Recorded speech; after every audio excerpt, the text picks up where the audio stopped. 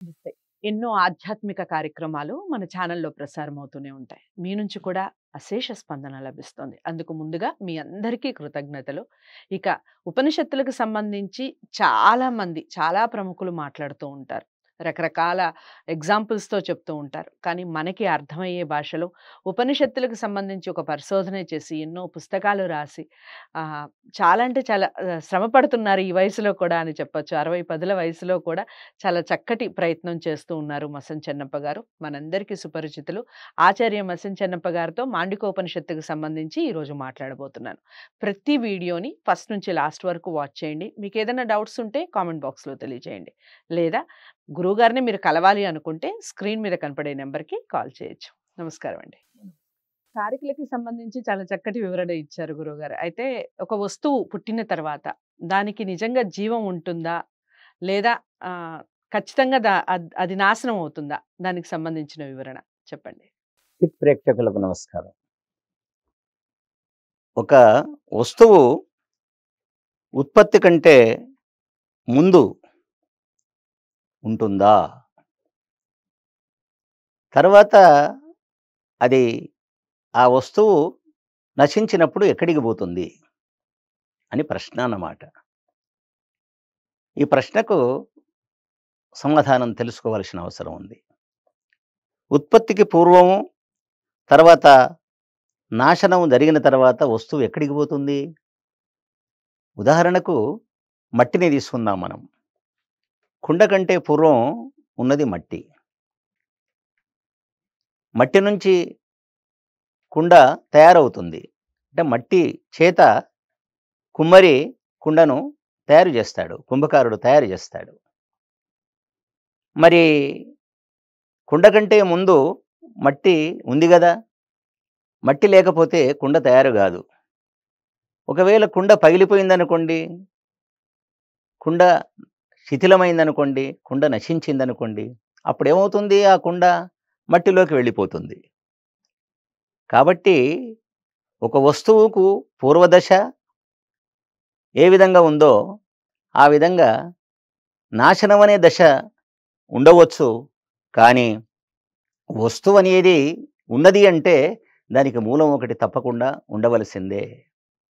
కాబట్టి కారణభావాత్ కార్యభావః అన్నమాట. కారణం లేకపోతే కార్యం అనేది లోకంలో ఉండదు. దారాలు లేకపోతే వస్త్రం ఉండదు. ఏది అయినా గాని బంగారం లేకపోతే నగలుండవు. కాబట్టి కారణము నుంచే కార్యం అనేది ఉద్భవిస్తుంది. కాబట్టి వసు వస్తువు నశించినంత మాత్రాన ఆ వస్తువు లేదని చెప్పడానికి అవకాశం లేదు. దానికి మూలం తప్పకుండా ఉండాలి. అందుకే ఈ ప్రపంచానికి మూలం గూడా ఒకటి ఉన్నది. ప్రపంచం కుండ అయితే దీన్ని బ్రహ్మాండము అంటాం మనం. భాండంతో పోలుస్తాం మనం. కుండతో పోలుస్తాం మనం. దీనికి మూల పదార్థం ఏదైతే ఉందో దానికే ప్రకృతి అని పేరు. మరి కుండకు మట్టి ఏ విధంగా ఆధారమో ప్రపంచానికి ఆధారం ప్రకృతి అని చెప్పుకోవాలి. ఈ ప్రకృతి జడం ఇది. సత్వము, రజస్సు, తమస్సు అనే 3 గుణముల యొక్క సామ్యావస్థకే ప్రకృతి అని పేరు. సత్వ రజస్తమసాం సామ్యావస్థ ప్రకృతి అని సాంఖ్య దర్శనకారుడు కపిలుడు చెప్పాడు తన దర్శనంలో. ఇక్కడ మూల పదార్థం ప్రకృతి అన్నమాట. ఈ ప్రకృతి తానంతలా అదే ప్రపంచంగా మారుతుందా? మారదు. మట్టి దానంతలదే కుండ కాదు. ఆ మట్టిని కుండగా తయారు చేసేవాడు ఒకడు కావాలి, తప్పదు. కాబట్టి ఇక్కడ ప్రకృతి దానంతలా అదే పరిణామం చెంది ప్రపంచంగా మారదు.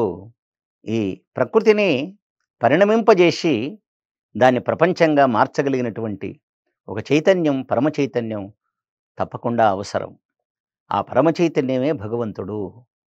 కాబట్టి శంకరులు చెప్పినట్టుగా, లేక గౌడపాదులు భావించినట్టుగా, లేక గోవిందాచార్యుల యొక్క అభిప్రాయం ఏదైతే ఉన్నదో అది వేద సమ్మతమైంది కాదు అని మనకు దర్శనకారులు నిరూపించారు.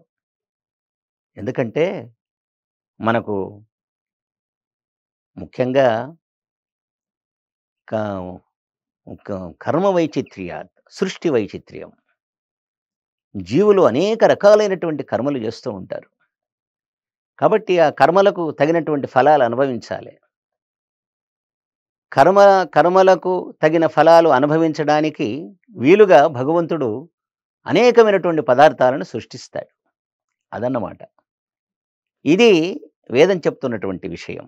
యాథా తత్యతో అర్థాన్ విదదా శాశ్వతేభ్య సమాభ్య.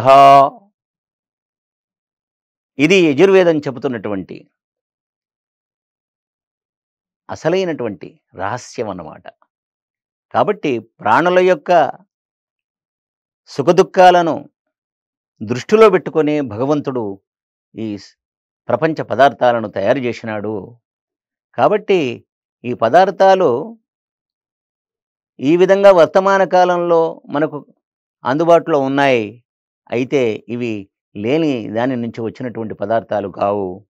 తర్వాత ఇవి లేకుండా కూడా పోవు.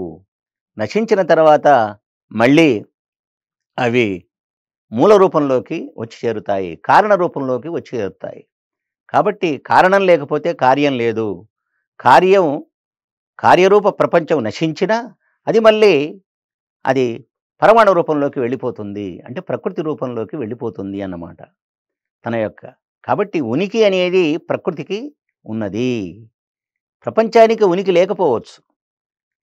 శంకరుల వారు బ్రహ్మసత్యం జగన్మిథ్య అని వారు ప్రతిపాదించారు. అయితే ఇక్కడ ఒక బ్రహ్మనే సత్యం కాదు, ప్రపంచం పరబ్రహ్మ సత్యమైనప్పటికీ ఈ ప్రపంచం లేనిది కాదు, ఇది లేని దాని నుంచి రాలేదు. ఇది మామూలుగా బౌద్ధులు వారు శూన్యవాదాన్ని ప్రతిపాదించారు. తర్వాత మన శంకరుల వారు మాయావాదాన్ని ప్రతిపాదించారు. ఈ శూన్యవాదం యొక్క ప్రేరణ చేతనే మాయావాదం వచ్చిందని కొంతమంది విజ్ఞులు పండితులు భావిస్తూ ఉంటారు. కాబట్టి ఈ ప్రపంచం శూన్యంలో నుంచి వచ్చింది కాదు, ఇది మాయా ప్రపంచం కావచ్చు, కానీ మాయా అంటే ప్రకృతికే మాయా అని పేరు. కాబట్టి ఈ ప్రపంచం ప్రకృతి నుంచి వచ్చినటువంటిది. కాబట్టి ప్రపంచ పదార్థాలకు పూర్వరూపం ఉన్నది, దానికే ప్రకృతి అని పేరు. కాబట్టి ప్రకృతి నుంచి ఈ ప్రపంచం ఉద్భవించింది. అంటే సమస్త పదార్థాలకు పూర్వం అవి ఉండాలి, అస్తిత్వం ఉండాలి, ఉనికి ఉండాలి. ఆ పదార్థాలకు పూర్వం ఉనికి ఉన్నది, ఆ ఉనికి కలిగిందే ప్రకృతి. కాబట్టి ప్రకృతి నుంచే ఈ ప్రపంచ పదార్థాలు ఉద్భవించాయి. ఇవి నశించిన తర్వాత మళ్ళీ ఇవేమవుతాయి అంటే అవి మూల కారణంలో అవి లీనమైపోతాయి, అంటే ప్రకృతిలో లీనమైపోతాయి. ప్రపంచం అణువులతో మిశ్రితమైనటువంటిది, అణునిర్మితమైనటువంటిది ప్రపంచం. ఇది మళ్ళీ ఏమవుతుంది, అణురూపాన్ని ధరిస్తుంది అన్నమాట. అణువులు వస్తురూపాన్ని ధరిస్తే మళ్ళీ వస్తువులు నశించి అణురూపాన్ని ధరిస్తాయి. ఇది శాస్త్రీయమైనటువంటి విశ్లేషణ. నమస్కారం. ఈ ప్రశ్నకి సమాధానం అనేది చాలా చక్కగా వివరించారు కదా గురువు గారు. మసం చెన్నప్ప గారిని మీరు ఈ ఉపనిషత్తులకు సంబంధించి ఏదైనా వివరణ తెలుసుకోవాలి అనుకున్నా, దీనికి సంబంధించిన పరిశోధన అసలు గురువు గారు ఎలా చేశారు అని తెలుసుకోవాలి అనుకున్నా, స్క్రీన్ మీద కనపడే నెంబర్కి కాల్ చేయొచ్చు. మరి ఈ వీడియోని అందరికీ షేర్ చేసే ప్రయత్నం చేయండి, లైక్ చేసి ఛానల్ని సబ్స్క్రైబ్ చేసుకోండి. తదుపరి ప్రశ్నతో మళ్ళీ కలుస్తాను. నమస్తే.